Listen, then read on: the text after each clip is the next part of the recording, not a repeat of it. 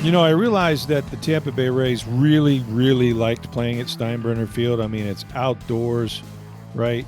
You feel like it's real baseball on real grass. Sure, it's smaller park, just a little under 11,000 or so. But man, they got up to such a great start. What I didn't know is they can't play anywhere else. What the hell? I know where they especially can't play. Arlington, Texas. Well, I was going to say, is it they can't play anywhere else, or they can't play in Arlington, Texas? We know they can't play there because that losing streak continues. Is it 0-9 now, the last 9 games or 8 games? That is correct. 9 straight. Luckily, they do not have to play there again this season unless both teams happen to make the playoffs and they face each other. So, and I mean, they gave them a break. They sent them down there, in April, early April, where it's not 105 yet, but that didn't help them at all. Man, they got swept by the Rangers, and now they're sub 500 as a baseball team. They lose 4-3 in walk-off fashion. Edwin Uceta gave up the, winning RBI to Jonah Heim, but former Rays prospect. Yes, former Rays minor leaguer. That's right. Stop me if you've heard this before, Steve Versnick. The Rays are having trouble scoring runs. What? You're kidding me. No, I swear to God. It's dogs and cats living together. Wrath of God stuff. Yeah. I read a quote from Kevin Cash that could have been last year, or perhaps the year before, or any of the years he's managed before, or maybe even going back to Joe Madden. And he basically said, we're not scoring enough runs, not doing the things on defense we need to do. So it resulted in a good team taking advantage of us.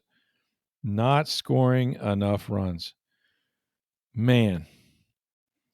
Look, I'm not saying Josh Lowe is the key to this whole thing, but geez. If only someone had talked about that this offseason. Right. And here's the thing. Not for nothing, but did they make any moves that I missed, really? To increase that said offense that wasn't any good last year? Not really, right? They didn't do a whole lot special. No, I mean, Danny Jansen, maybe they upgraded the catcher position. Well, and Jansen, at least going into this series, was batting, they had the bingo average 0.53 or something like that. I don't know how he did in this series because I didn't watch the games per se, or at least all of them. Ha-Sung Kim is hopefully coming back in a month and a half. I mean, so hopefully that's an upgrade. Yeah. I guess the good news is they don't have many road trips early on this season. This is one of the few. Well, they have a 13-game homestand they start on Tuesday night. There you go. So home cooking, baby. And I mean Steinbrenner home cooking, They said the catering's a lot better. Clubhouse is better. Things are just better over there. But I didn't know that meant they couldn't go on the road. And they certainly can't go to Globe Life Field again. Thank God, unless it's in the playoffs. And if they do go to Globe Life in the playoffs, well, I don't have much hope for them. But yeah, this is a disappointing after a 4-2 start, which could have been 5-1 with any luck with the couple of timely hits. You felt pretty good when they went away. Not so good coming back. And I know that offense will come and go. You hope pitching and defense, but I guess they didn't play great defense in this series either, which is somewhat surprising. So, yeah, anytime you say that the Rays defense wasn't good, that's you kind of raise your eyebrows a little bit. I mean, if you say, hey, the Rays didn't hit, they scored 11 runs in these 4 losses.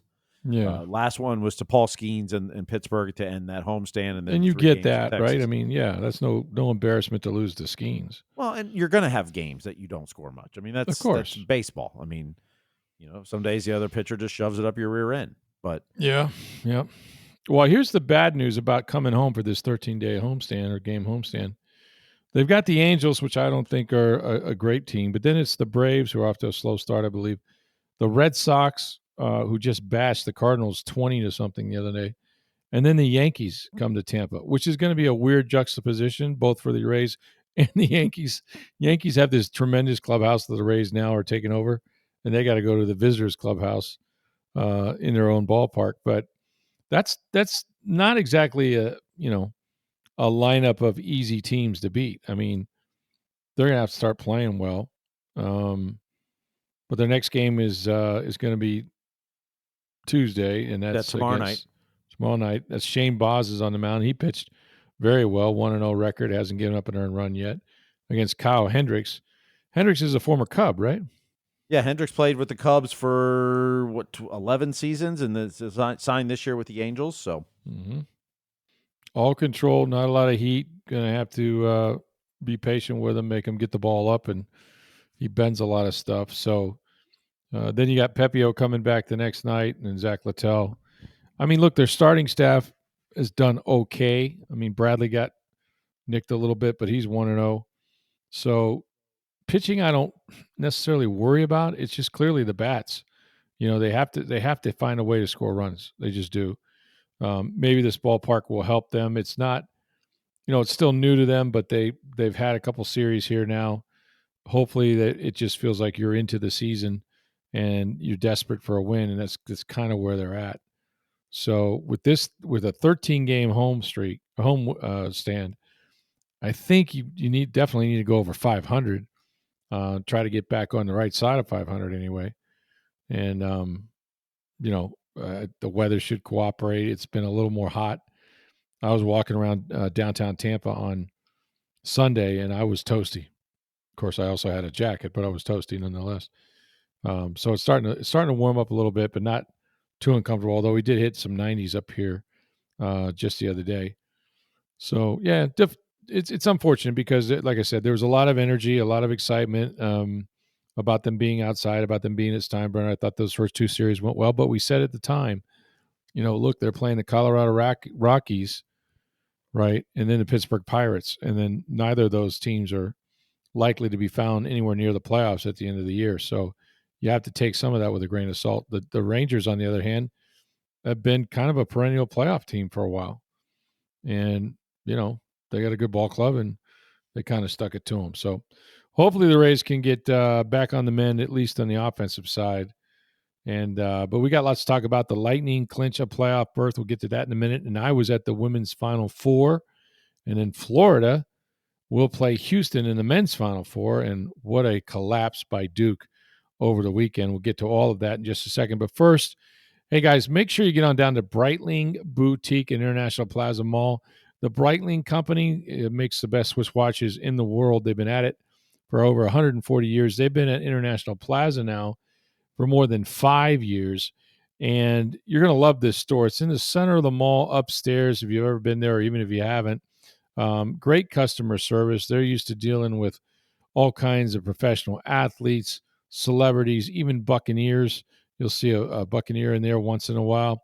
And they have a great collection of watches, as I mentioned. Men's watches, the Navatimers, the Chronomats. Also watches, sports watches for your wife or your girlfriend.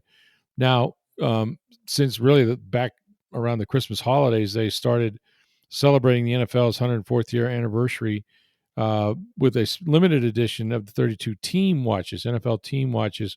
These are Chronomat watches, beautiful with the team colors on the face of the watch, the logo. They're absolutely sensational. If you get a chance to see one of those, go and try that on. And also, as I mentioned, lots of sports watches for your wife or for your girlfriend. These are durable, so she can bang them around a little bit. If your wife is on the go like mine is with the kids and all that, she'll have something that she can wear during the day and also looks terrific with all the different colored wristbands to boot. It's Breitling Boutique, International Plaza Mall. And when you go, make sure you tell them that you heard about it on Sports Day Tampa Bay. Well, good news for one Tampa Bay club. The Lightning have clinched a playoff berth. Man, I really thought that they deserved a little better fate the other night in Buffalo. Well, I definitely would say Jonas Johansson deserved a better fate. He was amazing. He was spectacular. The team in front of him, played true. a good second period. The other two periods, not so great. But Jonas Johansson was spectacular. Mm-hmm. And the reason it went to a shootout, and they got a point out of that game. But before that game, the Rangers had lost in the afternoon, which meant the Lightning clinched a playoff spot for the 8th consecutive season. That's remarkable. 11 out of 12 and 17th overall in their franchise history. That's remarkable run of postseason appearances. And as someone who covers professional sports, and I think hockey, probably Steve, is one of those it's hard to obviously hard to make the postseason. When you're that consistent, it is so hard to put yourself in position to win a championship every year. And these guys have done that, and then some. Of course, they've had the 2 Stanley Cups under John Cooper. But for them to navigate salary caps and have to, let players that obviously have an emotional attachment like Stamkos and others go, but then to maintain the same level of consistency and achievement and all those things, get themselves back into the postseason. And really, you feel like they have a good chance because of the way Andrei Vasilevsky has played, the way he looks healthier, and then, of course, the additions they've made all across the ice. Um, it cannot go overlooked because I cover the Buccaneers, who went 12 years plus with no playoff appearances, and they've done that several times, I think, in their history. The Rays have been also remarkably consistent. They missed last year, but we mentioned this is kind of the golden age of Tampa Bay sports. No one wants to believe it, but boy, when it comes to hockey, it's hard to argue that it's not. It really is, because they've got the hardware to prove it and the consistency. The only thing I would say, Steve, is, and we'll talk more about the playoffs and all that when we get to them. They're clearly, the Lightning are a better home team than an away team, but are they good enough to win on the road if they really need to, say in a game 7, if they don't have home ice advantage? So a few things on that point specifically. Obviously, time tells, but Yeah, yep. In the playoffs, the one thing about the road is everyone's on equal footing. Good point. Right? So you're playing a 7-game series. Yes, one team has to start on the road, one team starts at home, but the travel's the same. You go to the city, you play 2 games. Both teams go to the next city, play 2 games. Like, everyone's on equal footing. When you're during the regular season, there's so many things that factor into the road. That's when you have most of your back-to-back games. And oftentimes you're on a back-to-back and the team that's hosting you isn't. Or you just played 3 games in 4 days in 3 different time zones. The travel part, the lack of practices on the road because you're playing more back-to-back, things like that. Like, there's unfair advantages in the regular season, and every team has them. Sometimes you're the benefactor of the other team's on a back-to-back. You've rested for 3 days, and other times you're on the back-to-back and the other team has rest. I mean, it kind of works out in the wash, so to speak. Mm-hmm. But in the playoffs, it's different because everyone's basically on the same schedule. There's nobody coming in. Okay, this is their 5th game in 8 days, while we've played 2 in the last 8. That's right. You don't have that in the postseason. Everyone's got the same schedule, other than the first team has to travel to the next one. And the travel early rounds, particularly in the Eastern Conference, is not nearly as bad, because in the Eastern Conference, everyone's the same time zone. True. So if you're in the Eastern Conference, you're traveling within the times. Yes, Florida to, say, Montreal it's what, a 3-hour flight probably. I mean, it's not nothing. But like the Stanley Cup final, when you go Tampa Bay to Vancouver, let's say, or Calgary or wherever, now you're talking 5-hour flights and stuff. I mean, so the Stanley Cup finals is different. And if you're in the Western Conference, the travel's a little worse because you're covering 3 different time zones: Central, Mountain, and Pacific. But so the road woes don't always have to necessarily correlate to having issues in the playoffs. It doesn't mean it won't, but just know that there's a lot of things that factor into the road games and how you play, and the travel, the like I said, the amount of games you play. Generally on the road, you play more games in a shorter time window, and that's designed that way so that you spend less time on the road. You spend more time at home, more time with family, etc. When you go on the road, that's when you play 3 and 4 days, and 4 and 7 days, or 5 and 8 days. Like, generally, those are on road trips, not home games, not home. Yeah, series. that's true. So, we'll see. I mean, unless you get to a game 7, it's not as critical. And yep. I also believe this, for whatever reason, especially early in the playoffs, it feels like when you open a series at home, there is such a big expectation that you're going to win. Not that you're going to, but you have to win, right? And you can come out and feel that pressure. And if you lose, now you're scrambling, because now it's like, hey, we could be down, 2-0 in this series, and it could be almost over. If now it's a must-win situation. It kind of reminded me. I was reminded of that. I was thinking back to the Columbus series. Remember when they had that great record? And I think against the Blue Jackets at home, they were up a couple goals, I believe. They wound up losing the first 2 games. Of course, they got swept. But it changes so quickly. But there's such such depression is palatable. You can feel the nervousness in the building that if you don't get off to a good start, it's like, ooh, this could be a quick exit, because you don't want to lose game one. So I don't know. In a way, I feel like work your kinks out on the road. You lose game one, that's fine. Get a split. Now you got home ice, or you're right where you need to be. It just seems like you got a little more or a little less pressure, I should say, to get it right on, the first time. I agree completely. Like, and players will tell you this. Like, it's easier to start on the road. Now, you want Game 7 at home, which is why you want to host Games 1 and 2. Yeah, sure. But it is easier to start on the road for a lot of reasons. It's that the pressure's kind of off you. If you lose both games, you're still okay. We haven't lost a home game yet. We're okay. You just got to hold serve. Yeah, right. But if you can get one, ooh. And now your house money. You get that first one, you go, hey, let's try for that second one. Let's try to get 2-0 on these guys. Yeah. The other part about the road record, and particularly in the regular season, your backup goalie plays a lot more on the road. They'll play a lot more games on the road than home games, and a lot of it because your back-to-backs are on the road. In general, your backup goalie is going to play at least one half of that. And there's some other games sprinkled in. Johansson started the other night for the Lightning. In the playoffs, your backup goalie's not starting. I mean, if he is, it's because your starter's hurt. Got hurt, yeah. Particularly if you have Andre Vasilevsky. There's no chance Jonas Johansson starting a game unless Andre Vasilevsky can't go. Correct. So you're going to have Vazzy in net all the time. Now, the one thing the Lightning haven't done as well on the road this year, their power play is good on the road. Their penalty kill is good on the road. Their goals for is good on the road. They're giving up a goal a game more against on the road. And that's where the metrics are, their metrics look fantastic this season. Like, to be honest, I mean, they're second in the Atlantic Division right now, but their metrics probably tell that they should be a better team than they are. Yeah. And they're a good team right now. But on the road, they're giving up about a goal a game more. Now, is some of that because you're giving up some empty netters, because you're down more, and you're about 500 on the road, give or take? Yeah, that's possible, but they've gone into stretches they haven't defended well enough on the road. And maybe some of it is the back-to-backs, the schedule, all the stuff we just talked about. But that is something they're going to have to figure out in the playoffs. I mean, you can't be giving up a goal a game more on the road.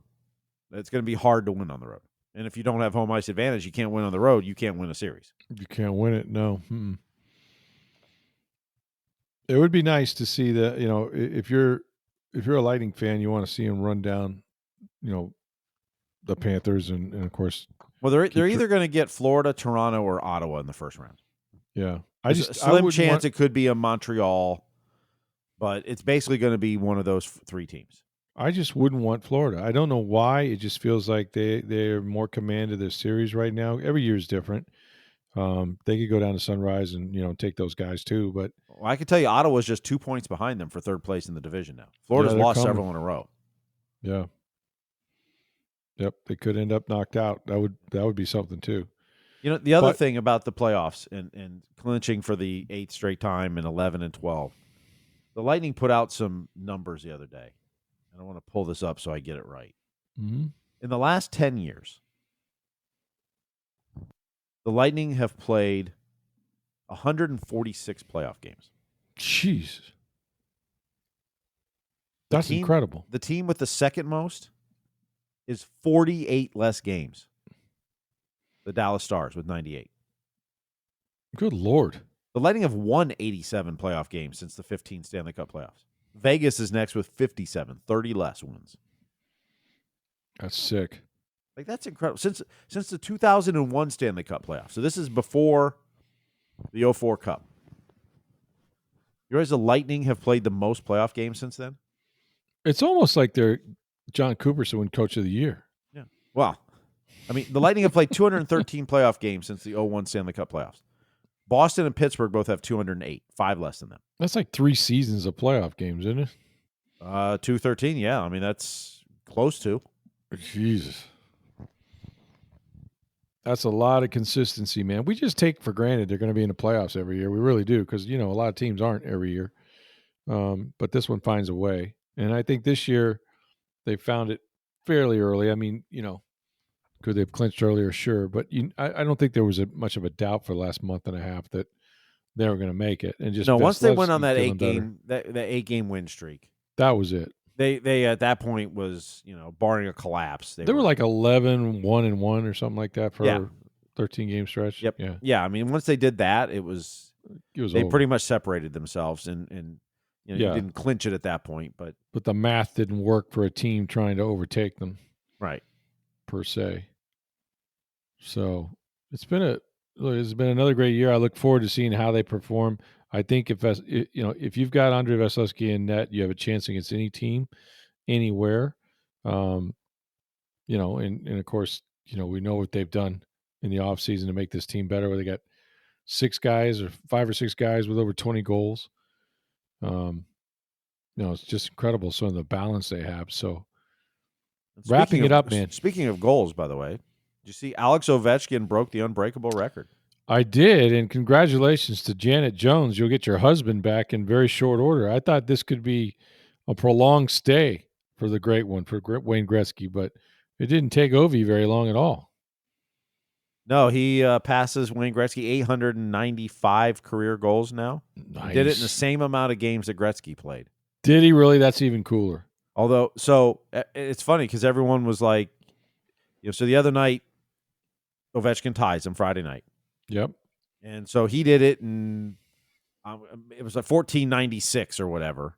And Gretzky was 1497, something like that. I don't have the exact numbers. Yeah. And everyone's like, Ovechkin did it quicker. No, Gretzky didn't score in his last 8 games. He played that many games, but he got the 894 quicker than sooner. Ovechkin did. Now, once you're counting, 1,500 games or so, what's 8 games at that point? Good point. Yeah. But it was, everyone's just saying, well, he did it faster than Gretzky. I'm like, no, he didn't, because Gretzky didn't score his last 8 games. But anyway, I digress. That's how good he was. But I digress. That's how good he was, though. Yeah, but you see, John Cooper was at the game. No, I didn't know that. Yeah, so the Lightning are going to play. The Capitals played at the Islanders on Sunday. Okay. Well, the Lightning are playing the Rangers tonight, so they're in New York already. They flew in Saturday night after the Buffalo win. I got to take a little car ride over there. So Cooper was in attendance to watch Ovechkin break Gretzky's record. Well, he's friends with Gretzky, right? Cooper is? Yeah. Yep. Yeah. And probably hates Ovechkin with a passion. I don't know. I really don't know. Ovechkin's beaten him a few times. Ovechkin did knock them out of the playoff in the Eastern Conference final. Including the postseason. Yeah, I was there. It devastated my daughters. The Lightning scored early into the second period of the Game 5 and then didn't score again. They didn't score again. Yeah. So that goal was shut.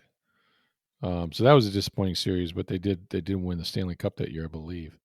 Washington Yes, did. The Caps anyway. did. Yes, they did. And then they still are probably celebrating. But yeah, what an accomplishment for a guy like Ovechkin, who looks every bit whatever his age is. I'm sure he's in his 40s now, right?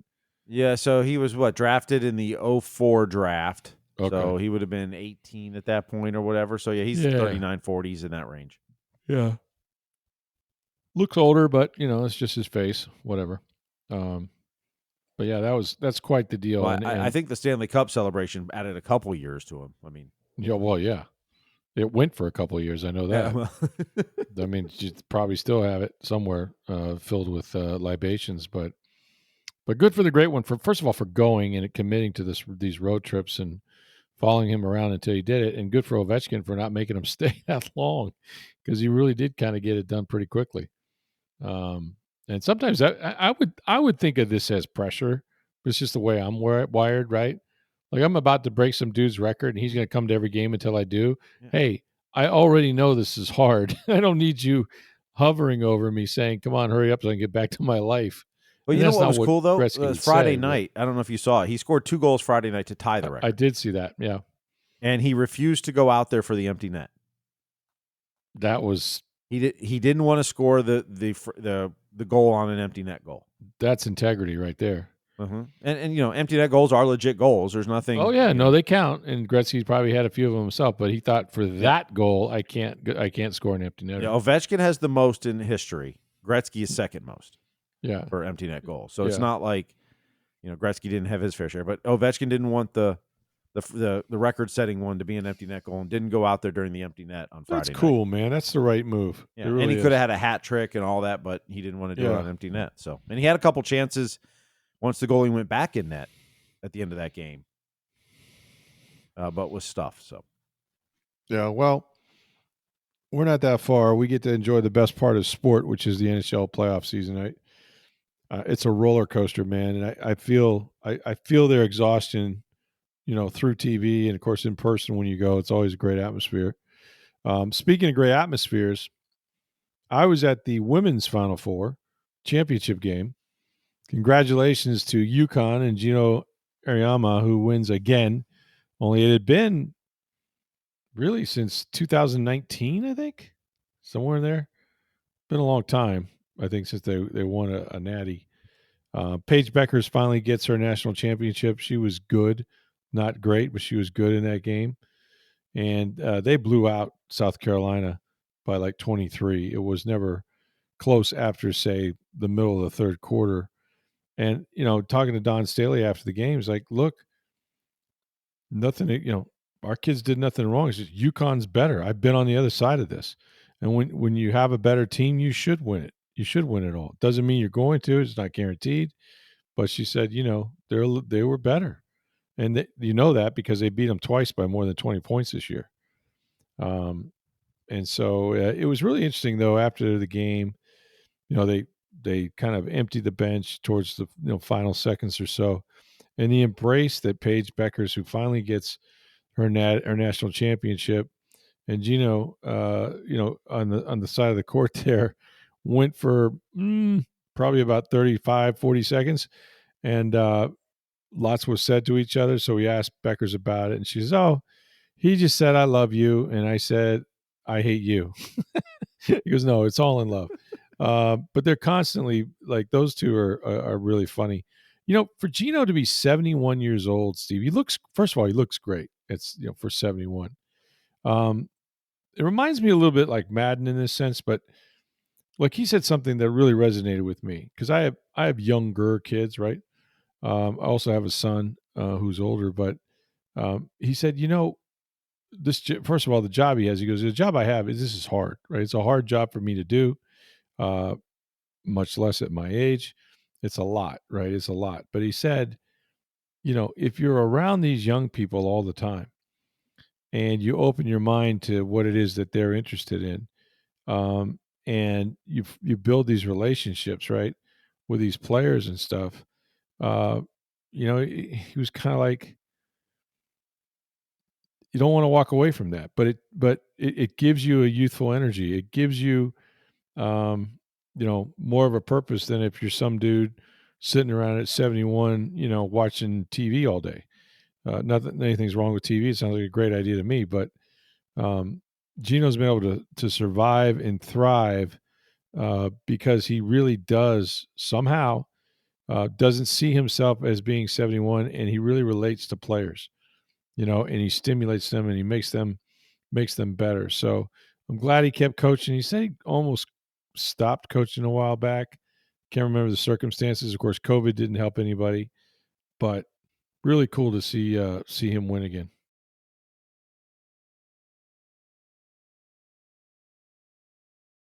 Also, just real quick, and I also did a story about this in the Tampa Bay Times on TampaBay.com. In addition to, Paige Beckers moving on, and she'll be the first pick in the NBA draft, I'm sure, probably go to Dallas.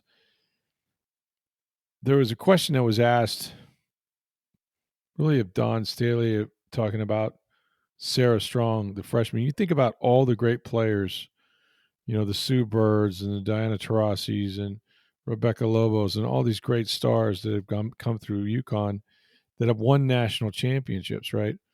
And the latest being Beckers, which is really cool. I mean, she still had the net that they cut down around her neck, like hours later. But if you think about all that, and really Staley brought this up, could Sarah Strong, before her career is over, wind up being the greatest UConn player ever? It sounds preposterous until you realize she's a freshman. She scored the second most points, I think, in certainly UConn history, maybe NCAA history, as a freshman. and she's already got one national championship. They're going to obviously surround her with better players and more players and all that kind of stuff. But man, she's tough. I mean, she went out there and poured in 24 points that tied for the team lead. She had 15 rebounds, I think 11 in the first half. A couple of 3 blocks or so.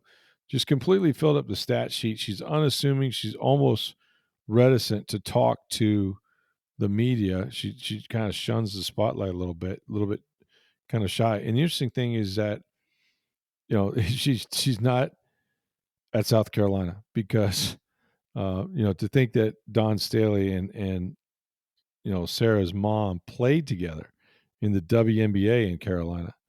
And everybody asked, well, why didn't you get her? And she goes, we're kind of late on her. She already decided to go to UConn, I think.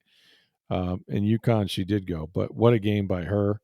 What a good national tournament. It was hard to get around at times, I must say. I wasn't pleased with the layout, but nobody calls me to ask how we should do these things. But, yeah, good experience. And, I think the right team won. And Paige didn't really, force anything. She was like third on the team in scoring, and they still did very, very well. So we had that. And then the even crazier games happened with the men's side. Of course, tonight's the national championship game between Florida and surprising Houston. Let's just start there. Steve, I can't fathom how Duke managed to lose a game that they led by, I don't know, 5 or 6 points in the final seconds and walked out of there and basically blew it. So you're telling me there's a chance. That's why you never give up on a game, right? No, I knew people that went to bed thinking it was over. That'd be me. I know lots. Yeah, TVs were clicking off all over the place, and then they woke up the next day to say, what happened? And this is Duke. This is Krzyzewskiville. I know he doesn't coach there anymore, but this is royalty. This is college basketball royalty. You cannot find a creative way. And I mean, they did it in a host of different ways, right? They missed free throws. They fouled when they weren't supposed to. They gave up 3-point shots. They essentially did everything. If they do any of those things right, they win the game. It's over. And it's Duke against Florida, which is what I predicted.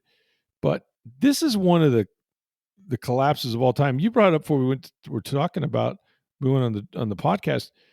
John Calipari suffered a similar fate when he was with the Memphis Tigers, but that one was just poor free throw shooting. I can almost see that, right? You have a team just doesn't shoot free throws very well, and they constantly being fouled, and maybe have you were a bad up night. 9 with 2 minutes to go in that game. That was awful. No, it was bad. I'm not granted. It was really bad, but I don't know. This one's I didn't see this coming with the best player in the country and the number one lottery pick. Well, like you said, that's why you don't count the game over until it's actually over. It's true. Got to keep playing. I don't know what the win probability was. Couldn't have been good. The other one that look, I thought Florida was going to lose. They didn't have a great first half, and then they came roaring back, and they did everything right down the stretch, and managed to make it to their national championship game, which is cool. By the way, they've got some really good players, to say the least. It's about the players, not the plays, as my good friend Tom Moore says. But I thought that they were just clutch all night. I thought when they, really needed to buckle down on defense, they got stops. And when they really, really needed to, kind of create some offense, they did what they had to do to get the ball in the basket. And it was this Walter Clayton Jr., man, what a player this guy is. What an NCAA tournament he's having. I mean, it's one for the ages. He just keeps delivering anytime they need something. He's the first player with a 30-point game now in both the Elite Eight and the semifinals since a guy named Larry Bird. Who? Indiana State? Yeah, somebody named Larry Bird of 1979. Think about that. You're creating that kind of history, man. This kid, he is special. He is poised. But like I said, if he needs to go to work, if you need a bucket, that's who you want to put the ball, whose hands you want to put the ball in. So they've been fun to watch, man. It's a great story. What has it been, 15 plus years since the Gators won it all? Yeah, So it's right around there, 15, 16, something like that. yeah, hell Winning of the a job. back-to-back titles. Yeah, just a hell of a job by them. And then, man, like I said, the collapse of Deuce. I think the Gators will be favored in this one. I can't imagine that they won't. But they're going to have to play because this Houston team does not quit as they demonstrated. So you're going to have to kill them. But for the Gators to be in this position and a chance to win a national championship this many years apart is really doing something. They have a terrific team. And I think if you have the point guard, if you've got that guy that can run the show, and if he's also a guy who isn't afraid of taking the big shot, but also knows how to score, right? Knows how to score the basketball, whether it's outside, inside. That's what you got to have in this level. You have to have that. And certainly Florida does. So I'm looking forward to that game tonight. That's gonna be wild. All right. It's been a busy weekend. Of course, this week later, we'll talk to Jason Light about the NFL draft. That's coming up, I think, on Thursday. And then, the Rays back home, as we mentioned. Get your mailbag questions in anytime. We can answer those at Sports Day Tampa Bay on Twitter or X at NFL Stroud. My email address is rstroud@tampabay.com. Go see our friends at Breitling Boutique, International Plaza Mall. All kinds of beautiful Swiss watches for you and for your wife. You're going to absolutely love them. It's Breitling Boutique. Make sure you let them know that you heard about it on Sports Day Tampa Bay. For Steve Versnick, I'm Rick Stroud of the Tampa Bay Times. Have a great day, everybody.